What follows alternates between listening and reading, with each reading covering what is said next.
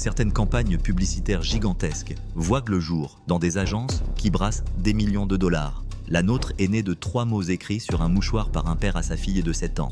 Mais à qui appartenait ce mouchoir? Lundi, 6h07.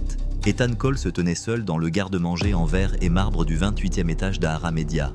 Il remit discrètement les tasses en place, essuya une goutte sur le bord du comptoir, puis tira d'un geste habile sur le sac poubelle. Cette femme était Viviane Locke, PDG, celle qui signait son chèque de paye. Elle ne l'avait même pas regardé, mais il ne le prit pas personnellement. Il ne l'avait jamais fait. À 8h45, l'étage bourdonnait de tension. Le personnel s'affairait comme des machinistes avant le lever de rideau. Ethan se faufila parmi eux, invisible, transportant des serviettes Carf et réapprovisionnant discrètement les bacs à sucre. C'était tout un art de se déplacer parmi les gens sans les déranger. La réunion des 900 dans la salle du conseil d'administration faisait déjà l'objet de chuchotements au sujet d'une présentation décisive à Harbour & Hearth, la chaîne nationale de restaurants, désespérée de se refaire une image authentique. Dans la salle de conférence, le directeur de la création de Riley Park cliquait sur son dossier de présentation avec un demi-sourire et une voix qui s'efforçait trop de paraître détendue. Imaginez la scène. Des familles prenant leur petit déjeuner sous un éclairage chaleureux, une pile de pancakes dorés, des sourires tendres, et boum, notre slogan « Home is just a table away ». La maison est à portée de table. Vivien ne cligna pas des yeux. Elle avait déjà vu cela 2 fois chez nos concurrents. Quelqu'un s'éclaircit la gorge. Les dirigeants de Harbour & Hearth étaient assis, les bras croisés, le visage impassible. Personne ne semblait enthousiaste. Riley passa à la diapositive suivante. Nous utiliserons des photos prises en studio avec des acteurs réalistes. Une remarque, intervint Vivien. Son ton était assez tranchant pour couper un bagel. Vous dites réaliste? Pourquoi pas réel? La pièce est devenue silencieuse. Riley a ouvert la bouche, l'a refermée, puis a finalement dit « Nous pouvons explorer cette direction dans la phase 2 ». Vivien s'est penché en arrière. Nous n'arriverons pas à la phase 2 si nous ne réussissons pas la phase 1.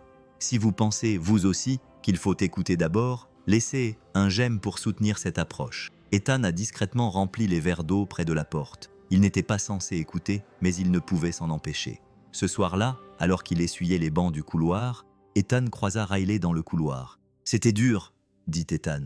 Riley expira par le nez. « Bienvenue dans la créativité d'entreprise, où les idées sont servies à point et toujours insuffisamment cuites. » Ethan hésita, puis dit prudemment. « Et si vous demandiez à de vraies familles ce qu'elles attendent d'un endroit comme Harbour & Hearth ?» Riley le regarda comme s'il avait une deuxième tête. « Sans vouloir te vexer, mon pote, tu t'occupes du café. Tu crois qu'on n'y a pas déjà pensé ?» Ethan haussa légèrement les épaules. « Peut-être, mais parfois, les idées les plus évidentes sont celles que les gens négligent. Une pause, puis un ricanement. Mignon, tu devrais écrire ça sur une tasse. » Et Riley s'éloigna. Un garçon qui sert le café n'a pas d'idée. Ces mots n'étaient pas adressés à Ethan, mais il les entendit quand même. La voix de Vivien était froide et monocorde lorsqu'elle passa devant Riley dans l'ascenseur. Il se dit de ne pas s'en soucier, mais plus tard, alors qu'il faisait la vaisselle dans le garde-manger vide et qu'il appelait Lily pendant sa pause goûter, sa question le prit au dépourvu. « Papa, dit-elle entre 2 bouchées d'une tranche de pomme, est-ce que les adultes demandent parfois aux gens ce qui leur tient à cœur ?» Il cligna des yeux. « Pourquoi tu me demandes ça ? Parce que tu me demandes toujours des choses, comme quelle histoire je veux avant de me coucher, ou ce que je pense des crêpes au beurre de cacahuètes, mais à la cantine de l'école, on nous sert toujours la même chose. » Ethan sourit, mais cette question resta longtemps dans sa tête après avoir raccroché. Ce soir-là, alors que les lumières s'éteignaient au 28e étage et qu'un silence s'installait comme de la poussière, Ethan se retrouva à nouveau dans le garde-manger. Une idée lui trottait dans la tête. Il attrapa une serviette en papier blanche standard, bien pliée, et l'aplatit sur le comptoir. Il ne réfléchit pas trop. Il écrivit simplement. Demandez d'abord. Première étape, écoutez. Pas de script, juste des oreilles. Deuxième étape, co-créer. Créer quelque chose ensemble. Troisième étape, laisser un remerciement. Un vrai, un mot, un petit cadeau, quelque chose qui dise « Nous vous avons entendu ». Au bas de la page, il griffonna. Et si on leur demandait d'abord ? Lily C, 7 ans. Il fit une pause, puis ajouta un petit cœur à côté de son nom. Des pas dans le couloir le firent sursauter. Gêné, il froissa la serviette à moitié, puis hésita. Au lieu de la jeter carrément, il la plia une fois de plus et la glissa sur le côté de la poubelle, à moitié visible, à moitié cachée. L'équipe de nettoyage ne viderait pas cette poubelle avant le lendemain matin. Il éteignit la lumière. Derrière lui, un point rouge clignotait dans le coin du plafond du garde-manger. La caméra de sécurité avait une vue complète du comptoir et de la serviette. Et même si Ethan ne le savait pas encore, cette serviette n'avait pas fini de parler. Les néons bourdonnaient doucement au-dessus du couloir vide. Minuit était passé, mais le bureau de Vivian Locke était toujours éclairé. La PDG d'Ahara Media ne croyait pas au départ anticipé, pas quand les chiffres étaient en baisse, pas quand le renouvellement du contrat de Harbour & Hearth ne tenait qu'à un fil. Elle expira, les yeux brûlants, à force de fixer les feuilles de calcul. Quelque part entre les rapports d'audit et les prévisions marketing, elle avait perdu la notion du temps et peut-être autre chose. Quand elle se leva enfin pour étirer sa tasse de café vide, quelque chose attira son attention. Elle fronça les sourcils et se dirigea vers le garde-manger. L'air y était encore imprégné d'une légère odeur de grains torréfiés et de désinfectant. C'est alors qu'elle le vit. Un coin de serviette froissée et taché de graphite dépassait du côté de la poubelle, juste assez pour murmurer « Regarde ». Normalement, Vivien l'aurait ignoré, mais quelque chose dans les mots qui apparaissaient « Demande d'abord à de vraies personnes » attira sa main avant que sa logique ne puisse protester. Elle lissa la serviette contre le comptoir sous la lumière blanche. Il y avait des mots écrits de deux écritures distinctes, l'une adulte et régulière, l'autre enfantine, ronde et pleine d'espoir. Demandez d'abord. Et si nous leur demandions d'abord? Lily C, 7 ans. Vivien la fixa du regard. Elle sentit une étrange pression dans sa poitrine. Ces mots étaient simples, trop simples, mais ils avaient une force, une clarté qui manquait à toutes les présentations PowerPoint. Elle murmura « Qui a écrit ça ?» L'horloge du garde-manger fit tic-tac une fois, deux fois. Sans s'en rendre pleinement compte, elle sortit son téléphone et prit une photo, puis une autre, plus rapprochée, en zoomant sur le petit cœur à côté du nom. Elle ne savait pas pourquoi, mais son instinct, ce vieil instinct qui lui venait de l'époque où elle croyait encore que les idées pouvaient venir de n'importe où, lui disait de ne pas jeter cette serviette. Elle glissa la serviette dans son carnet et retourna à son bureau. Vendredi, 8h10. Vivien était assise avec Lena Ortiz, sa vice-présidente des relations publiques, et Riley Park, son directeur de la communication. La porte était fermée. 3 tasses de café, pas de bavardage. Vivien posa la photo de la serviette sur la table. « Que voyez-vous » Riley se pencha, fronçant les sourcils. Une serviette. L'enfant de quelqu'un a écrit dessus. Lis les mots. Il lut à haute voix, à moitié amusé. « Demandez d'abord à de vraies personnes. » Le regard de Vivien s'aiguisa. « Exactement. » Lena pencha la tête. « Tu penses que cela pourrait être le chaînon manquant ?» Vivien acquiesça. « Harbour & Hearth dit vouloir de l'authenticité, mais nous leur avons fourni des mises en scène et des scripts. Et si nous testions cela discrètement? Pas de presse, pas de promesses. » Riley croisa les bras. « Tu veux risquer un pilote sur une idée trouvée dans une poubelle ?» Vivien ne broncha pas. « Je veux prendre le risque d'écouter. » La pièce devint silencieuse. Lena sourit faiblement. « Tu sais, si ça marche, ça pourrait redéfinir toute la campagne. Demandez d'abord. C'est délicat, humainement parlant. » Riley expira. « D'accord, fais ton test, mais nous devons faire attention à la propriété. Si quelqu'un d'extérieur à la création a écrit cela, la porte s'ouvrit avant qu'il ait pu terminer. » Darius Finch, directeur financier, fit irruption comme un nuage d'orage, portant une cravate. « La propriété », répéta-t-il en ramassant la photo sur la serviette posée sur la table. « Qui l'a écrite ?» répondit Vivien d'un ton calme. « Nous ne savons pas. Nous l'avons trouvée près de la salle de pause. » Le ton de Darius se fit glacial. « Alors, abandonnez-la. Tout ce qui est créé dans les locaux de l'entreprise appartient à Ahara Media. Point final. Pas de zone grise. » Darius Lena dit calmement. « Vous n'avez même pas entendu l'idée. Je n'en ai pas besoin. J'entends le risque. Si cela venait de quelqu'un comme un sous-traitant ou, Dieu nous en préserve, un concierge, nous nous exposerions à des plaintes pour violation de propriété intellectuelle, à des plaintes auprès des ressources humaines. Dieu sait quoi d'autre. » Riley marmonna. « Vous êtes allergique à l'inspiration. » « Je suis allergique aux poursuites judiciaires. » Darius répliqua. Vivien croisa les bras. « Ne cédons pas à la peur. Nous pouvons tester discrètement en interne. Pas de crédit tant que nous n'avons pas vu les résultats. » Darius esquissa un sourire. « Alors assurez-vous que personne en dehors de cette pièce ne soit au courant. » Cet après-midi-là, Vivien était assise seule à son bureau, repassant leurs paroles dans sa tête. Elle agrandit à nouveau la photo. La question de cet enfant, et si on leur demandait d'abord, la hantait. Elle dégageait une chaleur qu'elle n'avait pas ressentie depuis des années. Pas depuis qu'elle avait tout perdu avant sa première entreprise, ses économies, sa foi en les gens. C'était différent. Elle ouvrit un email vierge et commença à taper à Lena Ortiz. Riley Park, sujet H1H, pilote silencieux. Procéder au test interne. Utiliser le cadre de la serviette comme hypothèse, ne pas mentionner la source. Évaluer l'attraction. Go. Son doigt planait au-dessus du bouton « Envoyer ». Sa conscience lui murmura « Tu pourrais demander qui l'a écrit ».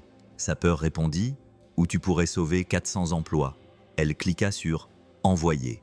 Plus tard dans la soirée, Lena la trouva dans le couloir devant le bureau aux parois de verre. « Tu sais que cela ne restera pas secret éternellement », dit Lena doucement. « Il y a toujours quelqu'un qui parle. » Vivien sourit sans humour. « Alors je m'en occuperai le moment venu. Tu joues avec le feu. » Vivien se retourna. « Lena, cette serviette, cette question, ce n'est pas seulement du marketing, c'est quelque chose d'honnête.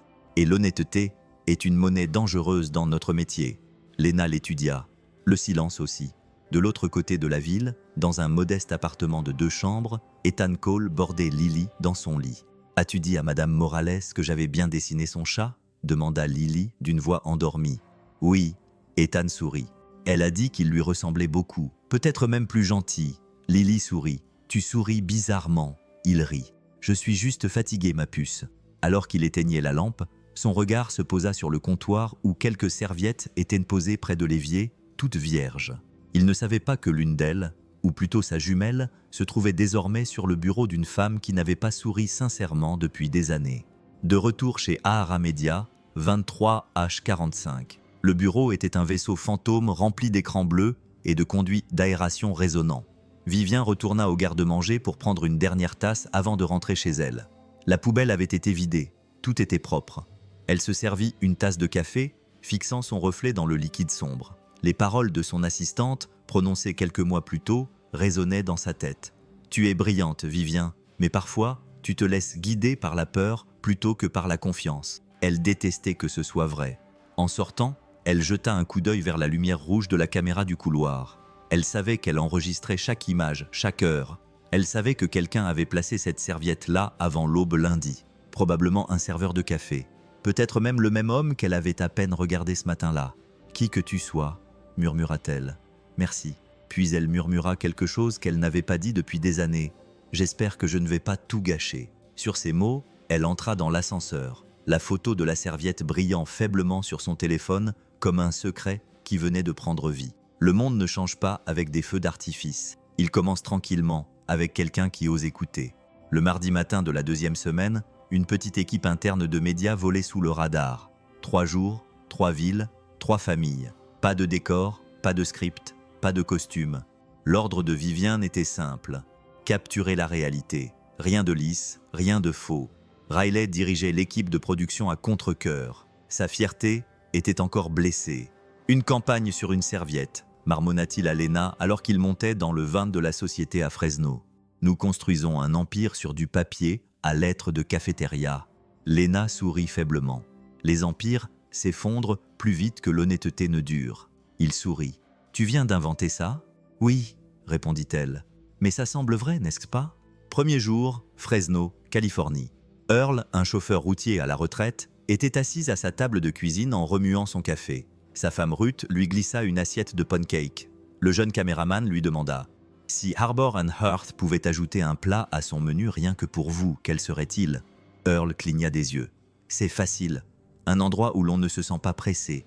Peut-être une tasse de café qui ne se termine pas avant que vous ayez fini de raconter votre histoire. » La pièce est devenue silencieuse. Le micro-perche est resté immobile. Riley a croisé le regard du caméraman et a chuchoté. « Continuez à filmer. » 2e jour, Tulsa, Oklahoma. Keisha, une mère célibataire, et ses 2 enfants étaient assis à leur table dans un restaurant, des crayons et des serviettes éparpillés autour d'eux. « Qu'est-ce qui rend un repas spécial ?»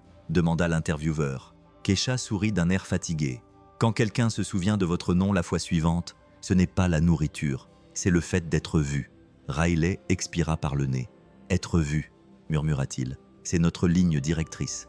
Et vous, qu'est-ce qui rend un repas vraiment spécial pour vous ?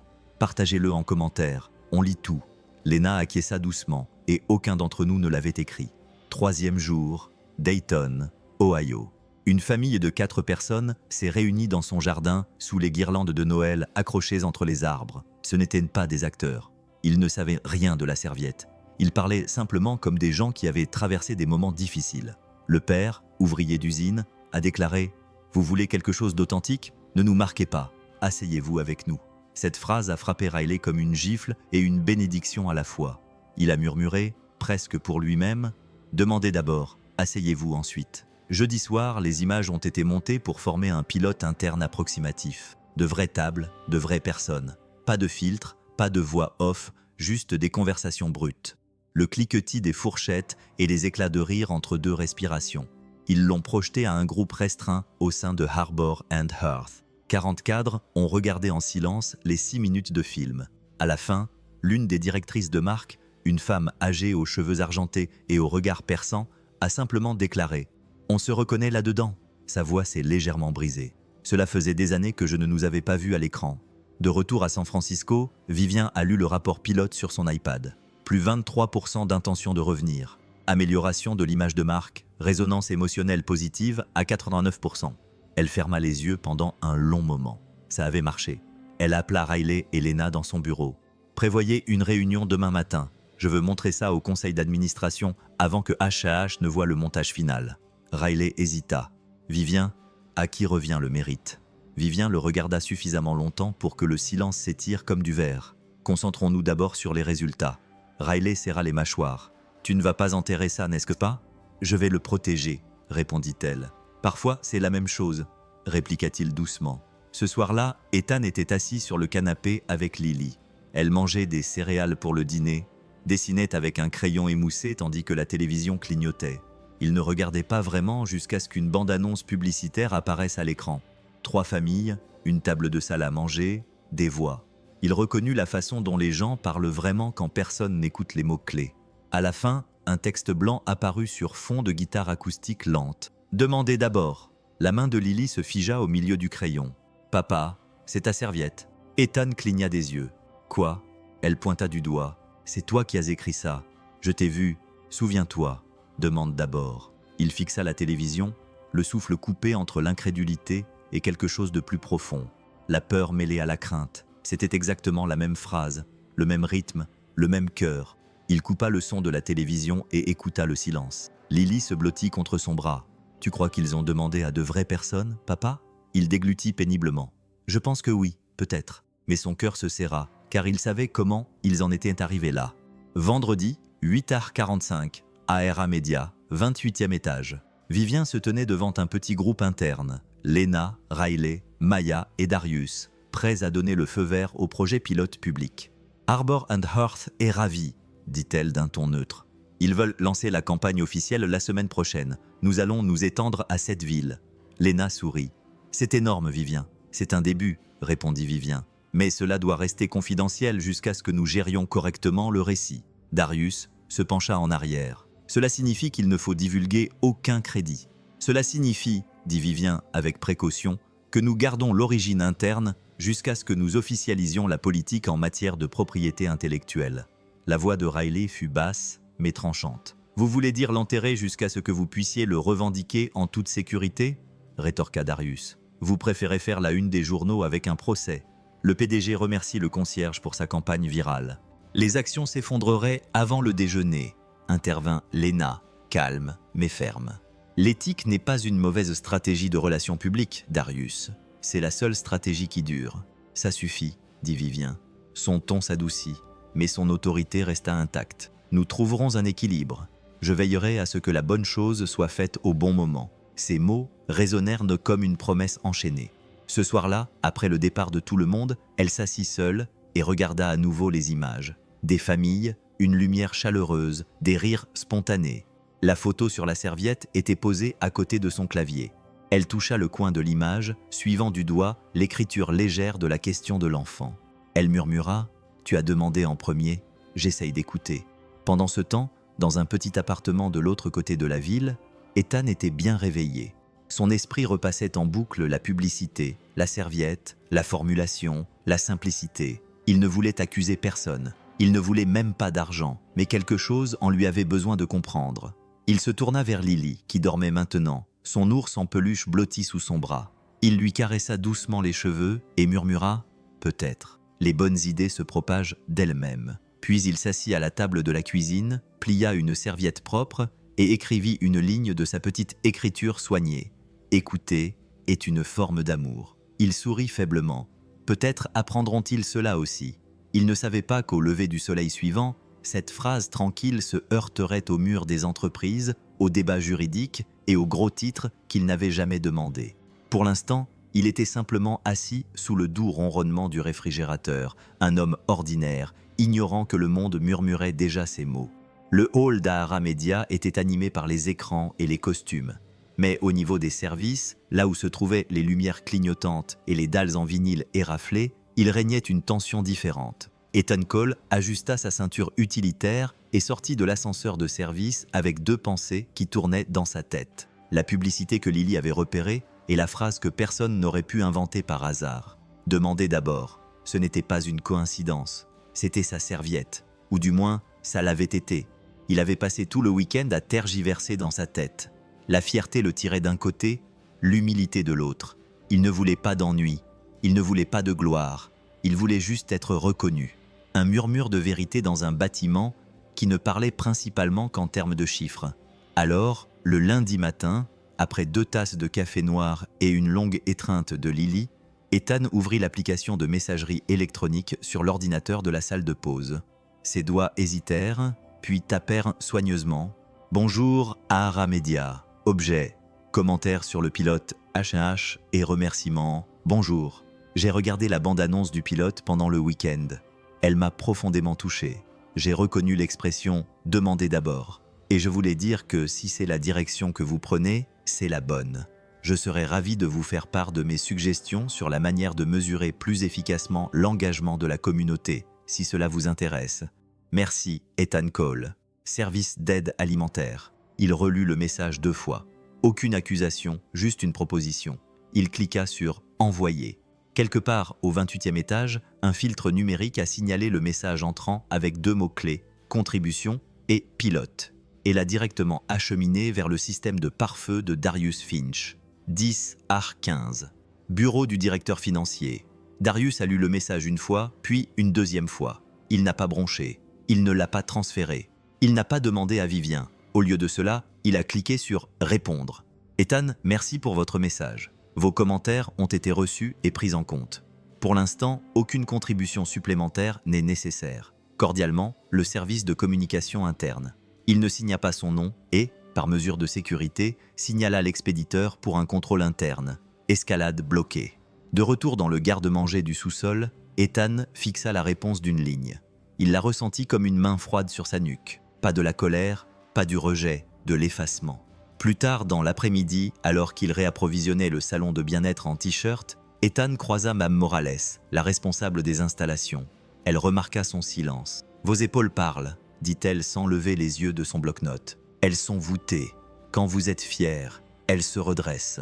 Aujourd'hui, on dirait qu'elles doivent un loyer à quelqu'un. » Ethan sourit faiblement. « J'ai envoyé une idée à l'étage. J'ai reçu un remerciement standard. Personne ne veut entendre parler du gars du café. » Elle posa son bloc-notes. « Chérie, personne ne veut entendre parler du gars du café jusqu'à ce qu'il soit le seul à avoir du sens. » Il rit doucement, mais elle s'approcha. « Sérieusement maintenant. Écoute, Ethan, tu as déjà senti que quelque chose n'allait pas?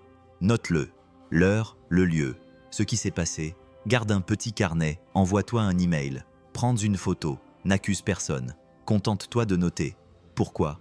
Parce que lorsque l'histoire modifie ton souvenir, mieux vaut ne pas le faire. » Ce soir-là, Vivien se tenait dans son bureau et regardait le teaser du pilote H1H se propager sur la plateforme sociale interne. Des centaines de likes, des commentaires d'employés de tous les départements. Ça m'a fait pleurer. Encore plus comme ça, s'il vous plaît. Elle sourit faiblement, puis fronça les sourcils lorsque Léna frappa à la porte et entra. « Tu as vu ça ?» demanda Léna en tendant sa tablette. Une influenceuse populaire spécialisée dans la parentalité avait republié le teaser avec la légende suivante. Celui qui a eu cette idée, demandez-lui d'abord, vous avez mis dans le mille. Enfin, une marque qui comprend. Vivien l'a lu, le cœur serré. L'image de la serviette lui revint à l'esprit. J'avais l'intention d'aborder la question de la paternité de l'œuvre, dit-elle. Léna haussa un sourcil. Tu veux dire les crédits? Vivien acquiesça lentement. Bientôt, dans notre secteur, Cela signifie après que quelqu'un d'autre l'ait divulgué. Avant que Vivien n'ait pu répondre, Riley fit irruption dans la pièce. « Tu dois voir ça !» Il posa son téléphone sur son bureau. Un col connu pour disséquer les histoires de Marc avait publié un fil de discussion théorique. On dirait que ça vient de l'extérieur, peut-être même de quelqu'un dans les opérations. Regardez le style d'écriture sur cette image de serviette qui a fuité. Elle était là, une photo floue de la serviette, agrandie, recadrée, avec le cœur caractéristique à côté de Lily C, 7 ans. Vivien sentit son sang se glacer. « D'où vient cette photo ?» demanda-t-elle. Riley secoua la tête. « C'est celle que tu as prise. Je reconnais l'angle, mais je ne l'ai jamais envoyée. » Le visage de Léna pâlit. « Vivien, ça vient de toi. » Vivien se pressa les tempes. « Je l'ai peut-être téléchargée dans mon application de notes. Elle se synchronise automatiquement. Peut-être une faille dans le cloud. » Darius entra à ce moment-là, feuilletant son téléphone. « Ça devient incontrôlable, » dit-il sèchement. « Nous devons prendre le contrôle du récit avant qu'il ne nous contrôle. » La voix de Vivien était basse. « Tu as intercepté l'email d'Ethan, n'est-ce pas ?» Darius se figea. Léna plissa les yeux. Il tendit la main. Vivien le fixa du regard. « As-tu répondu ?»« Bien sûr, » dit Darius froidement. « Je m'en suis occupé. Pas de risque, pas de reconnaissance non plus, » dit Léna.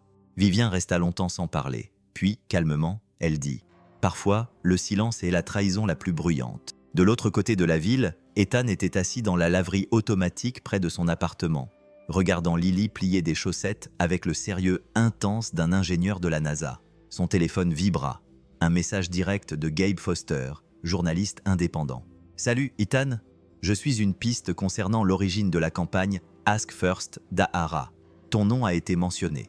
Pas de pression. Je me demandais simplement si tu serais disposé à discuter rapidement. Tout cela restera confidentiel pour l'instant. » Ethan fixa le message. Il ne répondit pas, mais ne le supprima pas non plus. Mercredi 3, 12h, étage exécutif d'Ahara Media.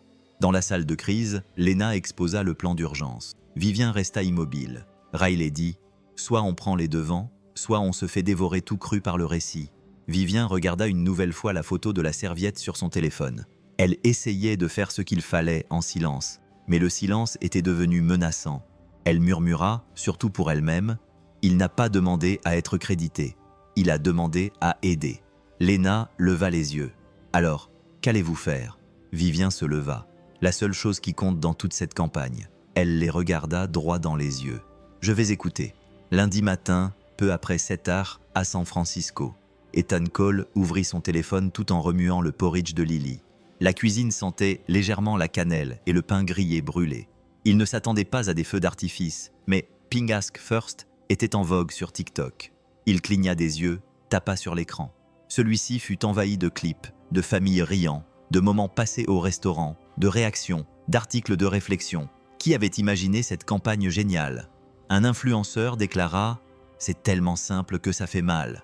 Une autre vidéo avait été visionnée 200 000 fois en une nuit. « J'ai pleuré devant une publicité. Tu as gagné. HH ». Ethan se tourna vers Lily, qui alignait soigneusement ses myrtilles et partailles. « Chérie, tu te souviens de la serviette que tu m'as aidé à faire ?» Elle leva les yeux et acquiesça. « Celle avec le cœur. » Il lui montra l'écran. « Je pense que le monde vient de la trouver. » Au siège de Ahara Media, les ascenseurs s'ouvrirent sur le chaos. L'étage des cadres bourdonnait comme une ruche secouée. Les assistants s'affairaient. Les téléphones sonnaient. Vivien entra d'un pas vif dans la salle de crise, tablette à la main, le visage impassible. Léna était déjà assise, les yeux rivés sur son ordinateur portable. C'est partout. TikTok, YouTube Shorts, Instagram Reels, 3 millions de vues depuis minuit, et les commentaires sont en or. Elle tourna l'écran. Vivien lut « Ça semble différent, comme si quelqu'un n'avait vraiment écouté. Je veux savoir qui a écrit ça. Donnez-leur des fleurs. » Riley entra, tenant une tasse sur laquelle était inscrit « Make it matter. Faites que cela compte. » Il n'avait plus l'air d'y croire. « J'espère que nous sommes prêts, dit-il, car l'histoire vient d'être rendue publique. » Vivien garda un ton neutre. « Quelqu'un n'a-t-il confirmé d'où venait la fuite de la serviette ?» Léna secoua la tête. Elle rebondit à travers trop de ripostes, mais la photo gagne en popularité. Riley fronça les sourcils. Elle est floue, mais on peut encore distinguer le nom. Lily C, âgée de 7 ans. Vivien retint son souffle. « Je n'ai jamais voulu que cela fuite, dit-elle, presque à elle-même. »« L'intention n'a plus d'importance maintenant, répondit Léna doucement. C'est la perception qui compte. » À 17h, dans leur modeste appartement d'Outer Sunset, Ethan accrochait les dessins de Lily à son retour de l'école lorsqu'un nouvel email arriva sur son téléphone. Il ne venait pas du PDG, ni même du service des relations publiques. Juste une phrase froide du service de communication interne. « Merci, votre contribution a été prise en compte. » Il le fixa du regard. C'était donc ainsi que l'entreprise écoutait, à travers un filtre de silence. Il ne montra pas l'email à Lily.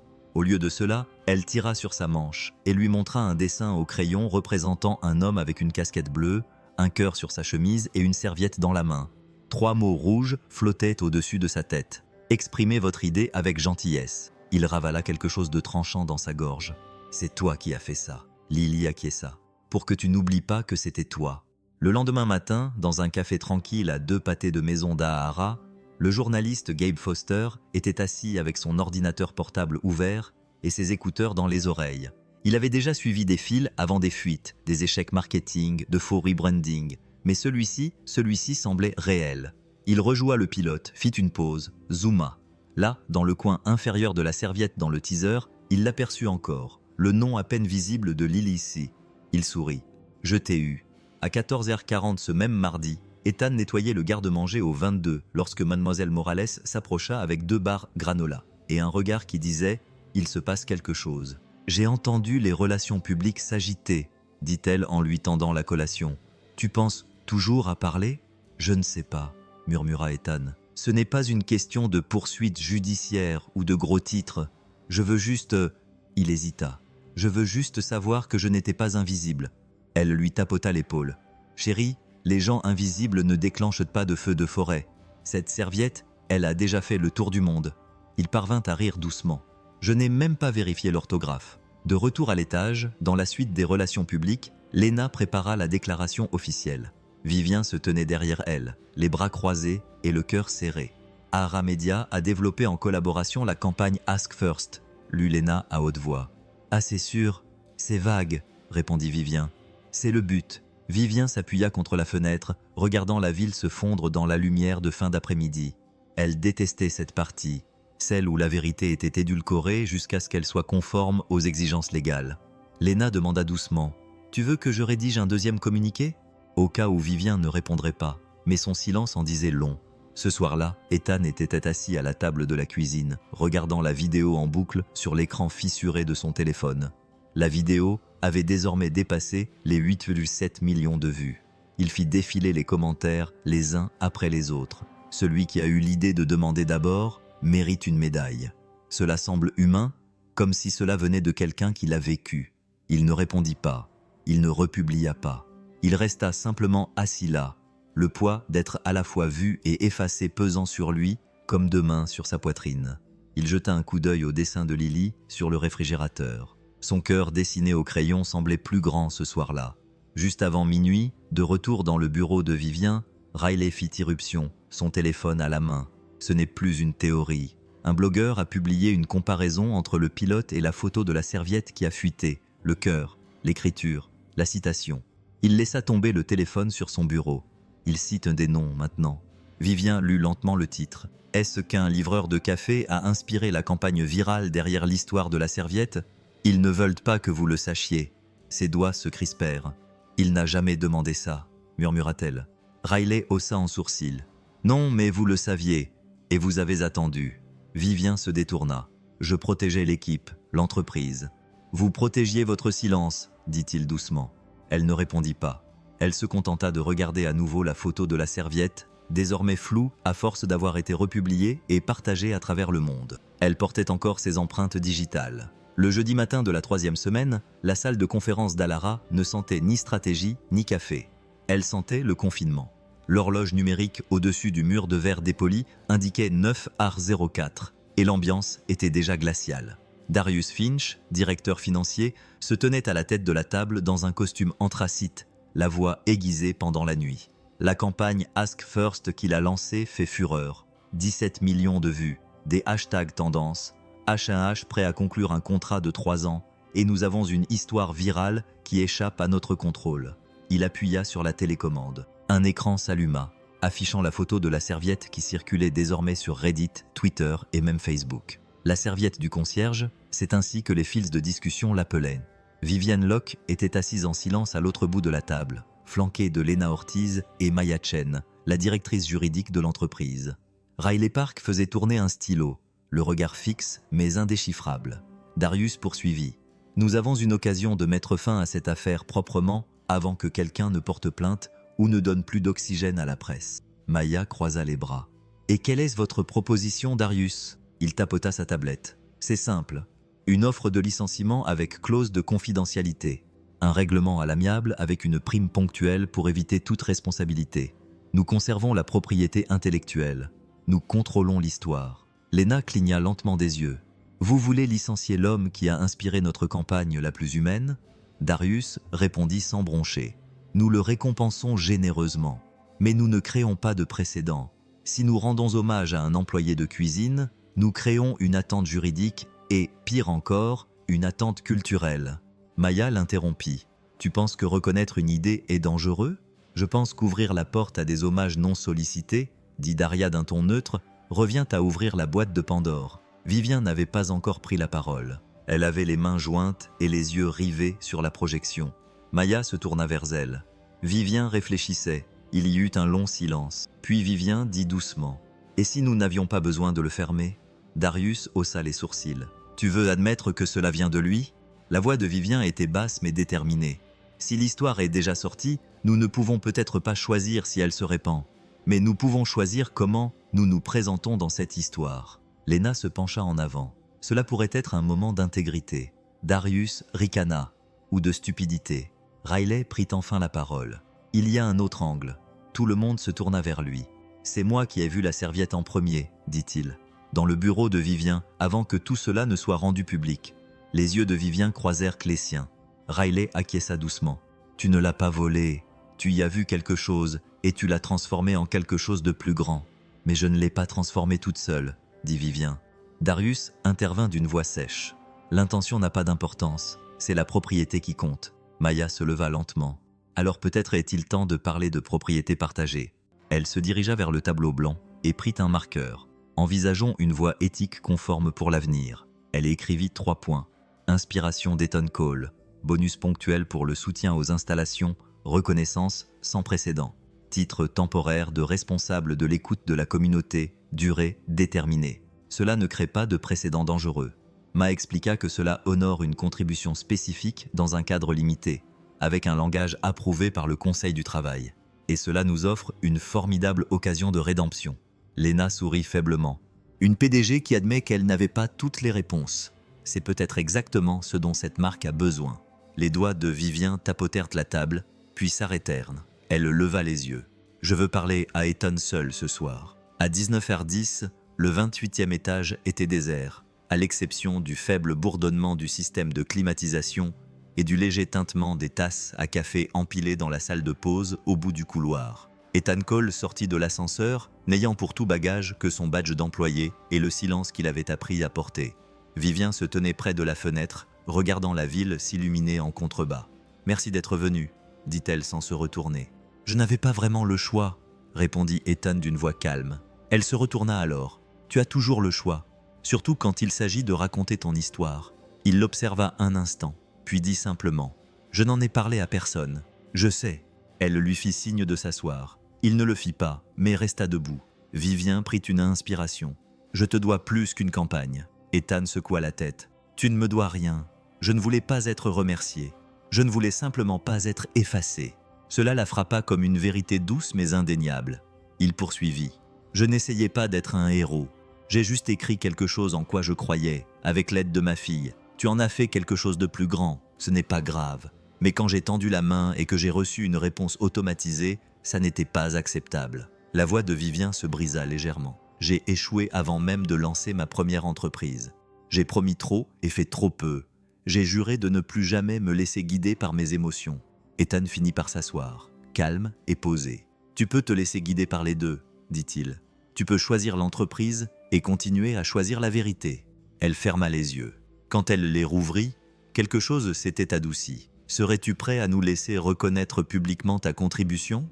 Ethan marqua une pause. Seulement si le nom de ma fille est mentionné. Elle posa la question en premier. Vivien sourit. D'accord. Plus tard dans la soirée, Maya rédigea la note officielle. Objet. Attribution et reconnaissance. Campagne. Ask First, du bureau du PDG, à usage interne uniquement.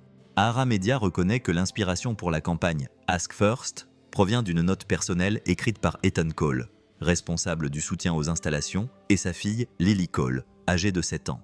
En reconnaissance de leur contribution, Ethan recevra une prime ponctuelle et assumera le rôle temporaire de responsable de l'écoute communautaire pendant toute la durée du partenariat H&H. Cette reconnaissance ne constitue pas un précédent juridique, mais reflète l'engagement de l'entreprise en faveur de la transparence et d'une communication centrée sur l'humain.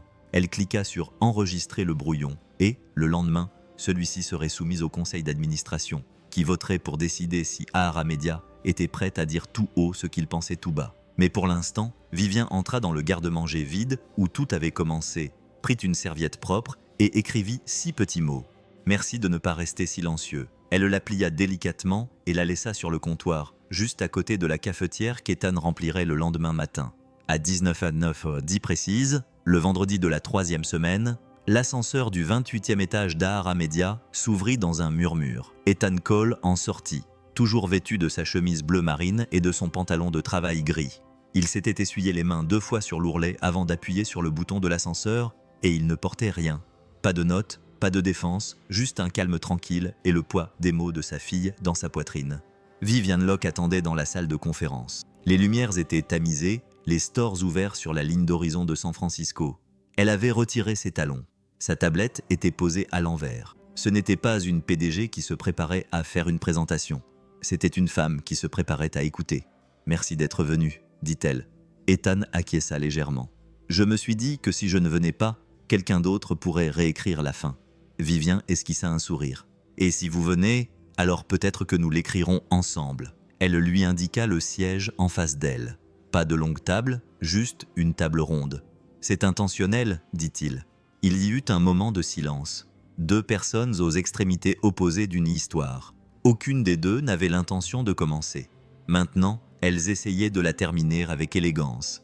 Vivien prit la parole en premier. « Quand j'ai vu cette serviette pour la première fois, je ne savais pas qui l'avait écrite, mais je savais ce qu'elle signifiait. Ce n'était ni intelligent, ni tape à l'œil. C'était honnête. Et pour la première fois depuis des mois, j'avais l'impression que nous ne vendions pas une marque. Nous disions la vérité. » Ethan acquiesça silencieusement. « Je n'ai pas besoin de reconnaissance, dit-il. Mais je ne mentirai pas à ma fille lorsqu'elle me demandera si quelqu'un a remarqué sa question. » Vivien baissa les yeux puis dit doucement « Et si nous la remarquions ?» Ethan leva les yeux. « Tu es sérieuse ?»« Oui. » Oh. Elle a ouvert le dossier à côté d'elle et a fait glisser une note déjà révisée par Maya Chen. Prime ponctuel à durée déterminée pour l'écoute communautaire. 12 900 $. Crédit public de 500 $, inspiré par Ethan et Lily Cole. Note interne au personnel pour la réunion publique de lundi. Vendredi, semaine 5. Nous voulons honorer l'origine honnêtement, pas seulement comme une case à cocher légalement, mais comme un tournant. Ethan lut chaque mot, puis il dit « Qu'est-ce qui t'a fait changer d'avis ?» Vivien marqua une pause. « Avant, je pensais que le leadership signifiait la certitude, être la personne la plus intelligente dans la pièce. Mais dernièrement, je pense que le leadership consiste peut-être simplement à être le premier à admettre que l'on s'est trompé et le premier à demander qui d'autre a une meilleure idée. » Il sourit faiblement. « Tu devrais écrire ça sur une serviette. » Ils rirent tous les 2. Quelque chose s'adoucit entre eux. Vivien a regardé la ville. « J'ai passé des années à prendre des décisions basées sur des données, et ça a marché. Mais ça, a-t-elle dit en le regardant, ça m'a rappelé que les gens ne bougent pas à cause des statistiques. Ils bougent parce qu'ils sentent que quelque chose est vrai. » Ethan s'est penché en avant, la voix calme mais assurée. « Je n'ai jamais voulu devenir viral. Je voulais juste montrer l'exemple à Lily. Que parler gentiment peut changer une pièce. » Vivien a cligné des yeux. Ça l'a touché plus profondément qu'elle ne s'y attendait. « Elle a 7 ans, continua-t-il. Mais elle comprend déjà que l'écoute est une forme d'amour. » Vivien croisa les bras. « Elle a raison. Et elle a changé plus qu'une pièce. » Elle hésita, puis ajouta. « Tu auras du soutien dans ce nouveau rôle, des horaires flexibles. Ma est en train d'établir un planning avec des jours de télétravail. Et nous ajouterons une allocation pour la garde d'enfants. » Ethan haussa un sourcil. « Tu es sérieuse ? » ?»« Je suis en retard, mais je suis sérieuse. » Il y eut un long silence. Puis Ethan sortit quelque chose de sa poche, une serviette pliée légèrement usée au pli. Il la posa sur la table. Vivien pencha la tête. L'écriture de Lily. « Si tu as peur, tiens ça. » Vivien sourit, quelque chose de chaleureux s'épanouissant derrière ses yeux. Je pense que j'aurais besoin d'une copie de ça. Ethan acquiesça. Tu peux l'avoir, mais pas l'original. Celui-là, je le garde. Le samedi matin, Lily aida son père à recoller la serviette sur le réfrigérateur, cette fois avec des autocollants en forme d'étoiles dorées dans les coins. Elle leva les yeux vers lui. Est-ce qu'elle a écouté? Ethan acquiesça. Oui, ma chérie, elle a vraiment écouté. Lily rayonna. Alors tu n'as plus besoin d'avoir peur. Il embrassa le sommet de sa tête. Pas quand je tais-toi. Le lundi après-midi, la note de service interne officielle fut publiée.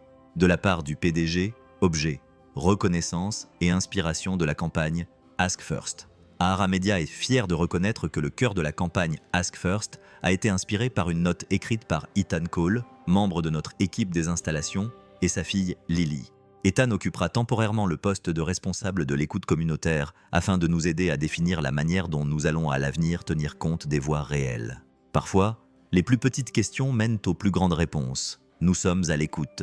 Riley lut la note de service et se cala dans son fauteuil. Il murmura pour lui-même « Nous lui devions la parole ». À 18h10 le même jour, dans un couloir calme entre deux réunions, Lena rattrapa Vivien près de l'ascenseur. « Vous avez fait ce qu'il fallait », lui dit-elle. Vivien sourit. « Oui, c'est vrai. »« Non », répondit Lena doucement. « C'est vous qui avez fait ce choix. » La main de Vivien resta suspendue au-dessus du bouton de l'ascenseur. « Il ne nous a pas menacés, dit-elle.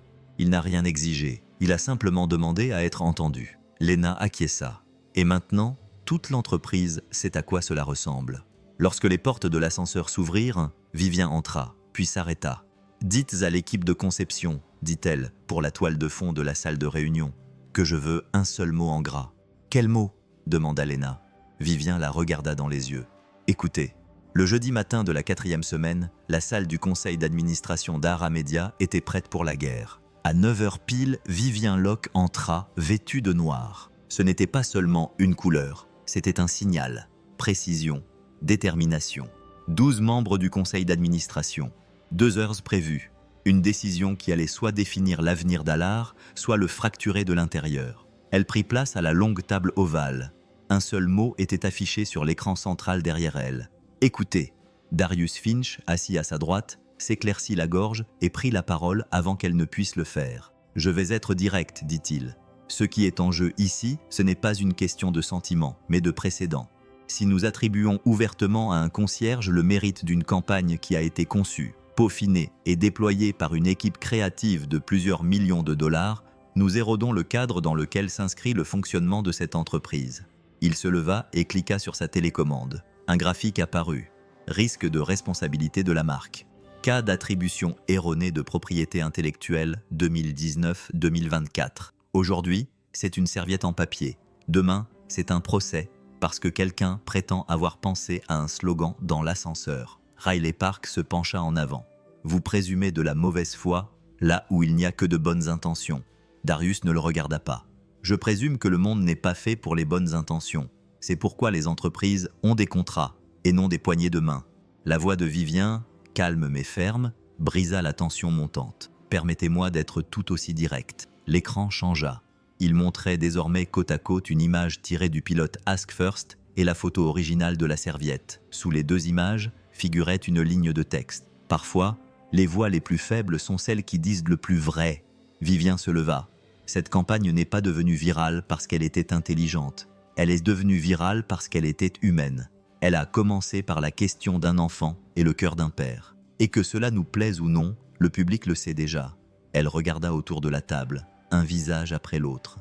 Nous pouvons soit saisir cette opportunité, soit nous laisser distancer. Maya Chen, directrice juridique, prit la parole. « Comme vous l'avez tous vu, dit-elle en se levant avec un classeur, la solution proposée protège la propriété intellectuelle, évite les précédents juridiques et tire parti de la reconnaissance de notre programme de suggestion des employés sans transfert contractuel des droits de la campagne. Le libellé a été vérifié. Elle passa à la diapositive suivante. Attribution inspirée par Ethan et Lily Cole. Prime ponctuelle de 12 500 $. Rôle temporaire de responsable de l'écoute de la communauté pendant 3 mois. Pas de titre à temps plein, pas de redevance, pas de droits résiduels. C'est à la fois éthique et sans faille, ajouta Maya. Et franchement, c'est le genre de mesure qui renforce les indicateurs de marque employeur de 18%, selon des études de cas récentes. Darius ricana. Vous offrez des applaudissements en échange de la propriété. Non, répondit Léna depuis son siège de l'autre côté de la table. Nous offrons une dignité qui ne coûte rien et rapporte tout. Vivien retourna à sa place, le regard fixe. Il y a encore une chose, dit-elle. Elle sortit une lettre imprimée écrite au crayon. C'était le dessin de Lily, le cœur, la serviette et 4 mots écrits en lettres bulles. Exprimez votre idée avec gentillesse. Elle la fit passer autour de la table. Ce n'était pas un argumentaire, c'était un cadeau. Et nous n'avons pas demandé, nous avons pris. Maintenant, nous avons la chance de rendre quelque chose devant tous les employés qui nous regardent. Darius se tortilla, mal à l'aise. Tu es émotive. Je suis précise, répondit-elle. Et je suis aussi la PDG. Un moment de silence. Puis le président du conseil d'administration s'éclaircit la gorge. Bon, votons. La majorité l'emporte. Les mains se levèrent une à une. Quelques-uns hésitèrent, mais lentement, inévitablement, le résultat fut clair. 8 pour, 4 contre. La motion fut adoptée. Darius se pencha en arrière, la mâchoire serrée. J'espère alors que votre récit est irréfutable. Vivien le regarda. Il n'a pas besoin d'être irréfutable. Il doit être vrai. Plus tard dans l'après-midi, dans un coin de la salle de relations publiques, Léna et Riley travaillaient côte à côte à la rédaction du script de la réunion publique. « Le laissons-nous parler à brûle-pourpoint » demanda Léna. « Oui » répondit Vivien derrière elle. « Mais nous préparons une matrice de questions-réponses au cas où la presse s'en emparerait. » Et Lily Riley demandait. « Sera-t-elle là ?» Vivien sourit. « Elle tiendra la serviette. » À 19h19, H30 ce soir-là, Ethan se tenait dans le couloir étroit de son appartement, tenant la note. Il la relut. Le titre, la prime, la reconnaissance publique. Mais rien de tout cela n'avait autant d'importance que la phrase écrite à la main par Vivien, au bas du script, sur un post-it. « Nous vous avons vu. Nous sommes désolés que cela ait pris autant de temps. » Il plia la lettre et la colla à côté du dessin de Lily sur le réfrigérateur. Elle sortit en pyjama, se frottant les yeux. « Ça vient d'elle » demanda-t-elle. Ethan acquiesça. « Oui, elle a dit « Nous pourrons nous parler vendredi prochain. » Lily sourit. « Je peux dire quelque chose aussi ?» Il baissa les yeux, le cœur serré. « Bien sûr. » Pendant ce temps, dans l'ombre d'un bureau fermé à clé, Darius parcourait ses brouillons d'emails privés. Il serra les mâchoires. Il ouvrit une boîte mail jetable et rédigea un message à l'attention d'un contact dans le monde des médias. Objet, fuite interne. Le PDG a volé l'idée du concierge. Il joignit la photo originale prise sur la serviette. Il appuya sur « Envoyer ». Parfois, la tempête que vous pensez avoir surmontée n'a pas encore fini de se former. Le mercredi soir de la 5e semaine, le 28e étage de médias était calme, à l'exception du tic-tac rythmique des chariots du personnel de nettoyage et du léger bourdonnement des bouches d'aération. Mais dans le bureau de Vivien Locke, personne ne nettoyait. Ethan Cole se tenait près des baies vitrées, son nouveau badge d'entreprise, responsable de l'écoute communautaire à durée déterminée, accroché à sa chemise. Ses paumes étaient sèches, mais son cœur battait à tout rompre. En face de lui, Léna Ortiz tapait les réponses pour la matrice de questions-réponses de la réunion interne. C'était Léna qui avait insisté pour que l'équipe prépare des réponses pour tous les scénarios, qu'ils soient juridiques, émotionnels, liés aux relations publiques ou humains. Riley était assise à proximité, les yeux mi-clos, en train d'examiner le projet de conception de la scène pour la réunion de vendredi à l'échelle de l'entreprise. Il leva les yeux et dit « Es-tu prête à parler devant 200 employés ?» Ethan. Ethan esquissa un petit sourire. « J'ai passé ma vie à parler devant des salles vides. Qu'est-ce que 200 personnes de plus ?» Léna gloussa, mais son ton changea lorsqu'elle redevint sérieuse. « Ne l'apprends pas par cœur. Ne le répète pas trop. Parle comme tu le ferais à Lily. » Ethan acquiesça, puis dit doucement « C'est la seule façon que je connaisse. » Vivien entra, toujours en talons, mais elle avait retiré son blazer, signe qu'elle s'était autorisée à être humaine aujourd'hui. Elle posa un discours imprimé sur la table. « Voici l'introduction, dit-elle. Je commencerai par présenter mes excuses, puis je te passerai la parole.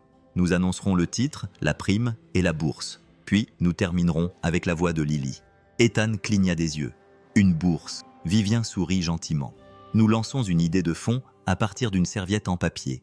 Il soutiendra les enfants créatifs issus de familles ouvrières et portera le nom de Lily. » Pour la première fois depuis que la campagne est devenue virale, Ethan sentit sa voix faiblir. « Merci, dit-il d'une voix rauque.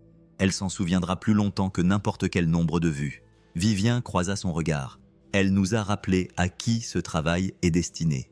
Puis, Alors que le groupe se dispersait, elle se tourna vers Ethan et lui demanda « Pourriez-vous rester quelques minutes ?»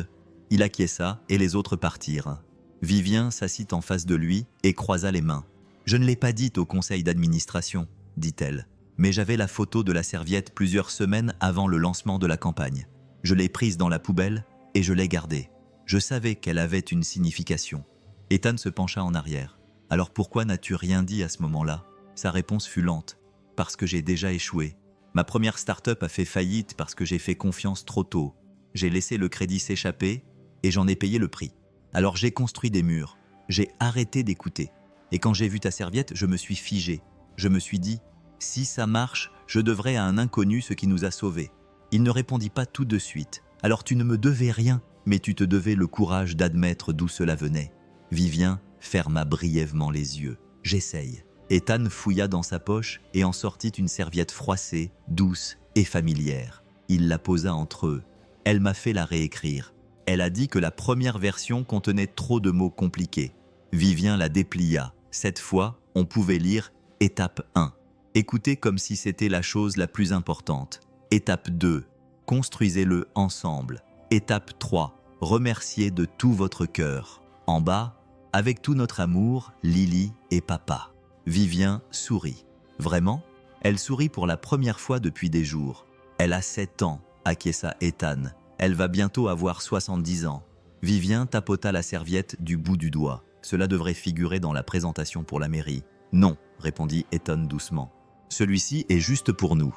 À 10h pile le vendredi matin de la 5e semaine, plus de 120 employés d'Ahara Media remplirent l'auditorium au rez-de-chaussée du siège social et 3000 autres se connectèrent via le live stream. Des caméras étaient installées sous plusieurs angles. Le logo de l'entreprise était rétroéclairé d'une douce lumière blanche. Mais ce qui ressortait le plus, c'était le mot géant projeté derrière la scène. Écoutez, Vivien Locke se tenait en coulisses, vêtu d'un chemisier bleu foncé, non pas d'une armure de PDG, mais d'un vêtement simple et humain. Elle tenait une fiche, même si elle avait depuis longtemps mémorisé les mots. Dans son autre main, elle tenait une petite serviette. Pas la serviette, une nouvelle, soigneusement pliée avec un cœur dessiné au marqueur rouge. Délice. Alors que la musique s'estompait et que les applaudissements s'éteignaient, elle s'avança dans la lumière. La salle devint silencieuse. Vivien prit une inspiration et prit la parole. « Nous n'avons pas demandé en premier. C'est lui qui l'a fait. » L'auditorium resta immobile. Même les téléphones suspendus en l'air s'arrêtèrent.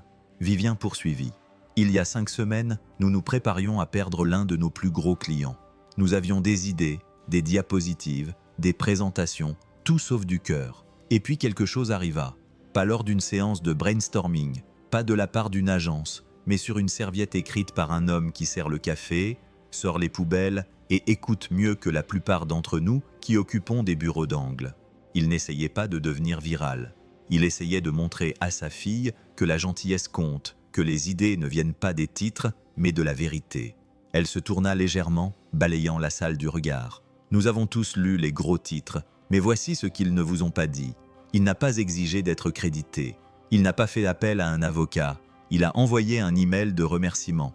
Et lorsque le monde a mal interprété l'histoire, il a choisi de ne pas se battre avec du bruit, mais avec clarté. Une pause. Elle a baissé la carte. J'ai l'honneur de vous présenter Ethan Cole et sa fille, Lily. La salle a éclaté en applaudissements, non pas polis, mais sincères et soutenus. Ethan est sorti lentement, tenant la main de Lily. Il portait une simple chemise à col. Elle portait une robe jaune avec de petites étoiles sur le col et tenait une serviette pliée dans sa paume. Vivien s'est reculé tandis qu'Ethan s'approchait du micro.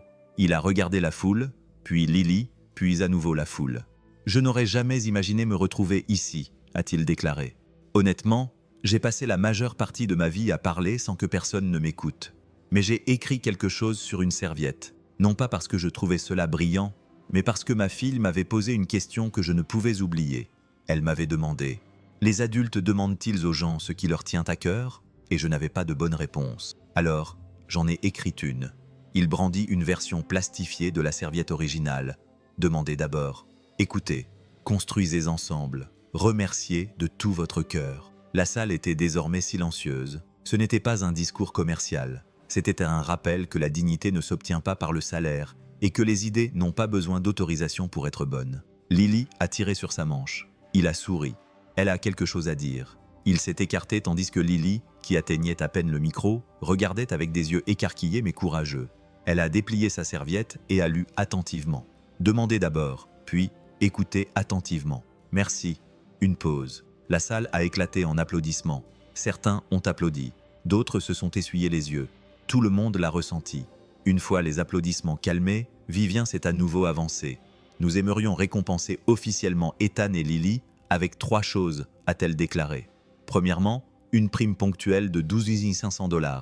Deuxièmement, un poste à durée déterminée pour Ethan en tant que responsable de l'écoute communautaire, afin de nous aider à mieux écouter dans chaque campagne que nous mettons en place.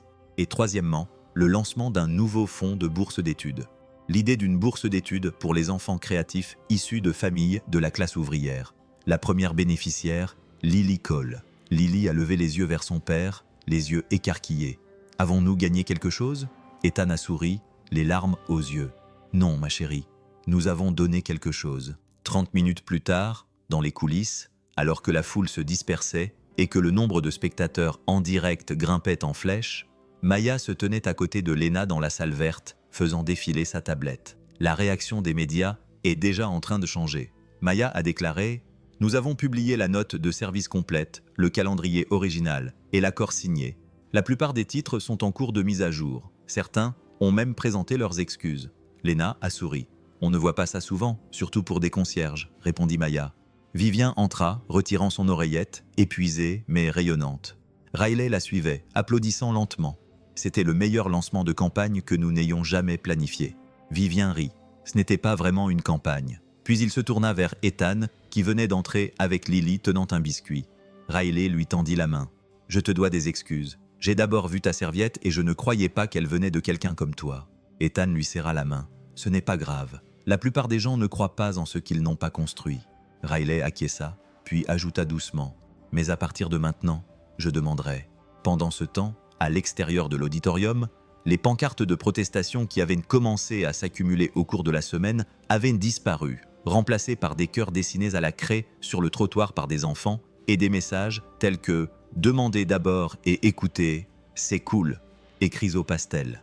Et alors que le bâtiment se vidait, un petit moment s'attarda. Lily se tourna vers Vivien, une serviette à la main. « Vous avez gardé le cœur », dit-elle en montrant le logo sur l'écran de l'événement.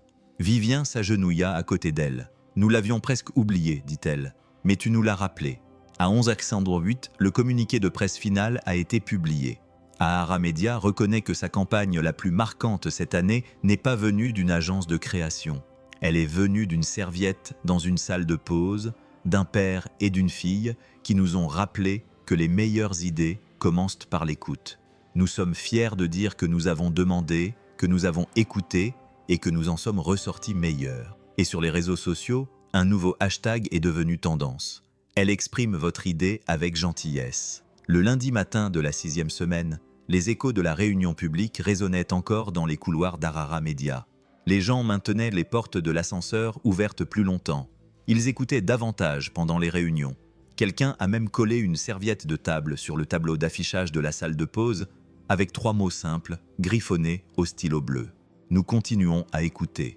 Mais dans le bureau d'angle de Vivien Locke, l'ambiance était plus calme, plus réfléchie, le genre de calme qui suit la tempête. Riley Park se tenait à côté d'elle, regardant par la fenêtre. « Vous savez, dit-il, nous avons mené une centaine de campagnes, et aucune d'entre elles n'a changé l'atmosphère comme celle-ci. » Vivien but une gorgée de café, car ce n'était pas une campagne. Il se retourna. C'était une confession. Elle ne contesta pas. En bas, à l'entresol, Ethan ajustait la hauteur de son nouveau bureau partagé près d'une fenêtre. Il n'était pas très sophistiqué, mais il était baigné de soleil et disposait d'un tiroir que Lily avait déjà réquisitionné pour y ranger ses snacks. Mademoiselle Morales s'arrêta avec un sourire et un gobelet en papier fumant. « Tu es venu » dit-elle en lui tendant le café. Ethan sourit. « Merci, ça me fait encore bizarre de ne pas porter le chariot. » Elle lui donna un petit coup de coude. « Peu importe à quel étage tu es. Certaines personnes transportent des pièces plutôt que du café. » Il laissa cette remarque faire son chemin. « Je peux te poser une question ?» ajouta-t-elle. « Bien sûr. Tu vas rester après la fin du trimestre ?» Il marqua une pause. « Je ne sais pas encore, » répondit-il. « J'aime me rendre utile, mais j'aime aussi être présent. » Et Lily n'a que 7 ans. Elle a plus besoin d'un père que d'un chef de service. Madame Morales acquiesça. Tu es intelligent. La plupart des gens ne s'en rendent compte que trop tard. Dès que c'est Yuan. Plus tard dans l'après-midi, Lena et Ethan se retrouvèrent dans le studio de création, entourés de tableaux blancs, couverts de traces de marqueurs et de post-it éparpillés, issus d'une séance de brainstorming. Nous voulons développer quelque chose de durable, expliqua Lena. Pas seulement une campagne, mais un kit pour d'autres entreprises, écoles, associations à but non lucratif, un cadre pour apprendre à écouter avec intention. Ethan haussa un sourcil. Vous en faites un kit d'outils, pas seulement un kit d'outils, mais une refonte culturelle. Nous l'appelons le kit d'écoute. Il sourit. Ce nom n'est pas mal. Je l'ai emprunté, dit-elle, à quelque chose que Riley a dit la veille de la réunion publique. Attends, Riley. Lena a ri. Oui, les gens changent. À ce moment-là, Riley est entré avec une boîte de maquettes. Quand on parle du loup, il a tendu un prototype, une simple boîte en carton avec des illustrations dessinées à la main, dans le style de Lily, et 3 mots imprimés sur le couvercle. Demander, écouter, remercier. Ethan a passé ses doigts sur la surface. Je pense qu'elle va aimer ça. Non, Riley a dit qu'elle allait adorer parce que c'est à elle. Vous avez tous les deux semé la graine. Nous ne faisons que la faire pousser. Il y eut un moment de silence entre eux trois. Le genre de silence qui n'a pas besoin d'être comblé. Pendant ce temps, dans une autre salle de conférence aux vitres dépolies où régnait une tension palpable, Darius Finch était assis en face des représentants des ressources humaines et du service juridique. Vivien entra en dernier. « Avant de commencer, dit-elle, j'aimerais remercier Darius pour ses années de service. » Darius leva les yeux, raides. « Et j'aimerais vous demander clairement pourquoi les métadonnées de la photo divulguée sur la serviette renvoient à votre dossier de stockage interne. » Il n'a pas répondu. Maya Chen a présenté les preuves, les journaux IP, les horodatages, les traces de synchronisation dans le cloud. Il est clair que l'email anonyme a été envoyé à l'aide d'un alias externe connecté à votre identifiant VPN, a déclaré Maya. Darius a finalement pris la parole d'un ton froid et neutre. Je protégeais l'entreprise. Vous cherchiez tous à vous faire applaudir. Quelqu'un devait prendre en compte les risques. Vivien a répondu, calme mais incisive. La vérité n'est pas une responsabilité, Darius. Ce n'est que lorsque nous la cachons qu'elle en devient une. La décision a été prise rapidement. Congé administratif immédiat. En attente d'un examen disciplinaire interne. Pas de communiqué de presse, pas de spectacle, juste la responsabilité. Mercredi soir, Vivien a invité Ethan et Lily à dîner dans un restaurant informel, Arbor & Hearth, récemment rénové grâce aux idées familiales co-créées dans le cadre du projet pilote. Ils s'assirent dans un coin, sous un éclairage jaune tamisé. Lily colora un set de table tandis qu'Ethan et Vivien partageaient une assiette de poulet au citron. Elle est plus célèbre que nous maintenant, plaisanta Vivien en désignant Lily d'un signe de tête. Elle gère mieux la situation aussi, répondit Ethan. Il y eut un moment de silence entre eux, puis Vivien demanda « Que faudrait-il pour que vous restiez ?» Ethan s'est penché en arrière. « J'aurais besoin de flexibilité pour passer du temps avec Lily. Un travail qui ne soit pas seulement prestigieux, mais aussi utile. » Vivien a hoché la tête. « Et si on te donnait les 3 ?» Il a souri. « Alors je devrais arrêter de dire que je ne suis là que temporairement. » Elle a levé son verre, à la puissance permanente des petites choses. Ils ont trinqué. De l'autre côté du restaurant, une jeune serveuse a chuchoté à l'oreille d'une collègue. Ce sont eux, le gaz aux serviettes et le PDG.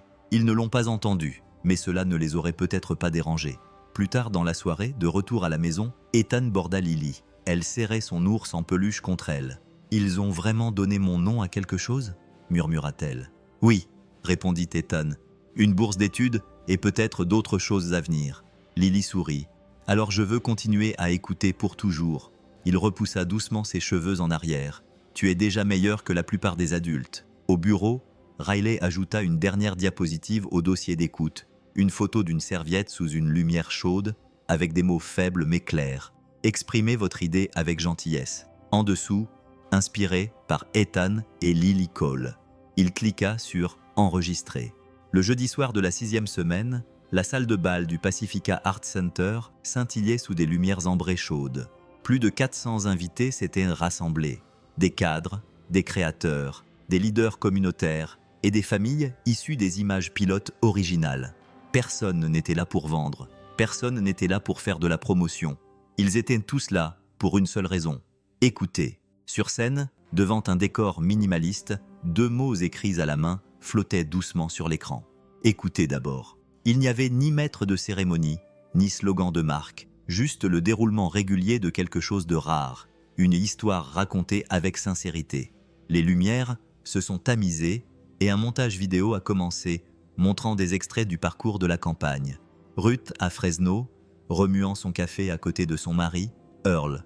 La fille de Kesha dessinant des cœurs sur des serviettes de table à Tulsa. Un père à Dayton disant « Asseyez-vous avec nous, ne nous faites pas de publicité. » Et on a ici, ce n'étaient pas des récits lisses, c'étaient des fragments de vie, authentiques, bruts, inoubliables. La foule s'est tue lorsque la vidéo s'est estompée et qu'un seul projecteur a éclairé le côté de la scène. Vivien Locke est apparu, non pas en tant que PDG d'Ara, mais simplement en tant que personne, sans titre, sans blazer. Ses cheveux étaient lâchement attachés en arrière et ses yeux reflétaient une douce gratitude. Elle se tenait seule au centre de la scène. Je croyais autrefois que le leadership consistait à avoir la réponse en premier. Aujourd'hui, je crois que le leadership consiste à avoir le courage de poser de meilleures questions, surtout lorsque cela dérange. Les mots les plus importants dans notre entreprise cette année ne sont pas venus d'un discours, mais d'une serviette, d'un père qui essayait de montrer l'exemple à son enfant, et d'une enfant d'une grande maturité qui a posé une question qui nous a tous changés. Elle a regardé le public. Ce soir, nous terminons cette histoire comme elle a commencé, non pas avec une stratégie, mais avec sincérité. Ethan, Lily, voulez-vous me rejoindre? Au fond de la salle, Ethan s'est levé, lissant sa chemise. Lily se tenait à côté de lui, vêtue d'une robe bleu ciel et de baskets blanches. Elle tenait dans sa petite main une serviette soigneusement pliée en trois. Ils ont marché vers la scène main dans la main, sous les applaudissements discrets. Vivien les a accueillis d'un signe de tête chaleureux, puis s'est écarté pour laisser Ethan prendre le micro. Il a regardé Lily, puis a baissé les yeux vers elle. Nous ne nous attendions pas à tout cela. Une serviette n'est qu'une serviette, n'est-ce pas? Mais parfois, un geste simple accompli discrètement a plus d'impact que nous ne le pensons. Il sortit de sa veste, la serviette encadrée, l'original encore froissé, conservé dans de l'acrylique. Tout avait commencé dans le garde-manger, entre deux poubelles à vider et deux cafetières à remplir. Mais Lily m'avait posé une question qui m'avait marqué. Les adultes demandent-ils aux gens ce qui leur tient à cœur? Je n'avais pas de bonne réponse à ce moment-là, mais il a tenu bon. La serviette était ma réponse. L'écran derrière lui s'est illuminé avec l'image de la serviette. Demandez d'abord, co-créer, laissez un cadeau, et en dessous, au crayon rouge, le cœur de Lily. Il lui a tendu le micro avec douceur. Lily a déplié une nouvelle serviette et a lu d'une voix calme mais assurée. Demandez gentiment, puis construisez ensemble, et quand vous dites merci, soyez sincère. Silence, un beau silence, puis quelqu'un s'est levé, puis un autre, et bientôt, toute la salle était debout. Les applaudissements n'étaient pas explosifs. Ils étaient chaleureux, soutenus, comme la lumière du soleil à travers une fenêtre. Vivien est revenu sur scène, les yeux embués. Ce soir, nous sommes fiers d'annoncer le lancement officiel du laboratoire d'écoute communautaire, dirigé par Ehsan, informé par Lily et alimenté par toutes les voix qui ont été négligées. Le kit d'écoute, élaboré grâce à leur contribution, est désormais utilisé dans 172 établissements Arbor and Hearth à travers le pays. Et l'idée d'une bourse d'études nommée d'après Lily envoie déjà ses 5 premiers bénéficiaires à des programmes créatifs d'été. Ethan regarda autour de lui, puis se tourna vers Lily, qui lui murmura « Nous avons fait quelque chose de grand, n'est-ce pas ?» Il acquiesça, grand, mais toujours bienveillant. Quelques semaines plus tard, le laboratoire devint plus qu'un simple département. Il devint un modèle. Des restaurants, des associations à but non lucratif, voire des conseils municipaux demandèrent de leur propre kit d'écoute, non pas pour des raisons d'image de marque, mais pour rétablir la confiance et rappeler à leurs équipes que la dignité n'a pas besoin d'être polie. Elle a besoin de présence. Vivien emménagea dans un bureau plus petit. Pas de vue panoramique, juste une photo encadrée au-dessus de son bureau. Lily, en pleine phrase, une serviette à la main, les yeux brillants de détermination. En dessous, une légende manuscrite. Commencez ici. À côté, collée avec de la colle simple, une carte de remerciement écrite au marqueur violet. Chère Mademoiselle Vivien, merci d'avoir écouté mon papa. Je pense qu'il en avait besoin. Avec toute mon affection, Lily. Par un samedi après-midi tranquille, Ethan et Lily étaient assis côte à côte à leur petite table de cuisine, sous une lumière douce. Elle leva les yeux de son dessin.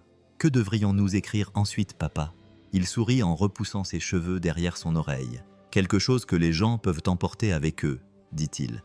Quelque chose de petit qui reste. Puis il a ouvert le tiroir et lui a tendu une serviette. Peut-être que ce n'était pas à propos de la serviette. Peut-être que c'était à propos de ce qui se passe quand quelqu'un choisit d'écouter d'abord. Parce que parfois, les voix les plus discrètes portent la sagesse que nous attendions tous. Et parfois, la gentillesse est le leadership le plus fort de tous.